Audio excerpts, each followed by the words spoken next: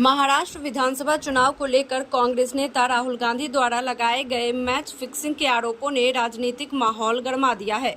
राहुल गांधी ने एक्स पर पोस्ट कर महाराष्ट्र चुनाव में धांधली की बात कही थी, जिसे लेकर भारतीय जनता पार्टी, एनसीपी और चुनाव आयोग ने भी अब तीखा पलटवार किया है। मुख्यमंत्री देवेंद्र फडणवीस ने राहुल गांधी के बयान को वोटरों का अपमान करार देते हुए कहा कि कांग्रेस नेता ने बिहार चुनाव से पहले ही हार मान ली है।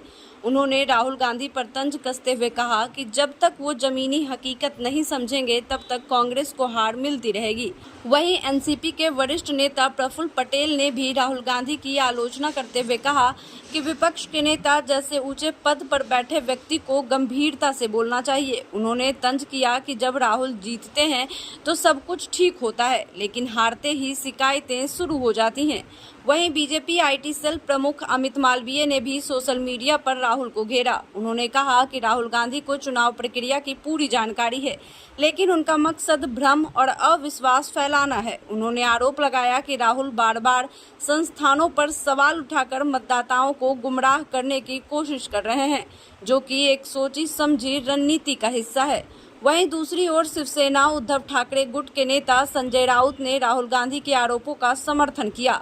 उन्होंने कहा कि महाराष्ट्र चुनाव को हाईजैक किया गया था और अगर महाविकास अघाड़ी की सरकार बनती तो अडानी समूह के प्रोजेक्ट रद्द कर दिए जाते। राउत ने आरोप लगाया कि बोगस वोटिंग के जरिए चुनाव परिणाम प्रभावित किए गए थे। वहीं इस बीच चुनाव आयोग ने भी राहुल गांधी के आरोपों को पूरी तरह से निराधार बताते हुए उनके द्वारा कानून के शासन का अपमान करने का आरोप लगाया है।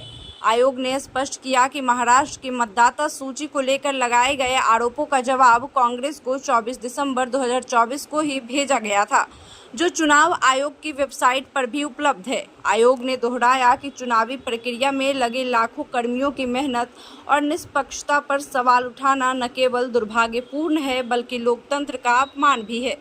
इस पूरे विवाद को न सिर्फ महाराष्ट्र बल्कि देश भर में राजनीतिक हलचल पैदा कर दी है। जहां विपक्ष चुनावी प्रक्रिया में पारदर्शिता पर सवाल उठा रहा है, तो वहीं सत्ता पक्ष इन आरोपों को नकारते हुए विपक्ष को हताश बता रहा है। आप इस खबर को किस प्रकार देखते हैं, हमें कमेंट कर जरूर बताएं और ऐसे ही पॉलिटिकल अपडेट्स के लिए देखते रहें कीलांचल टाइम्स।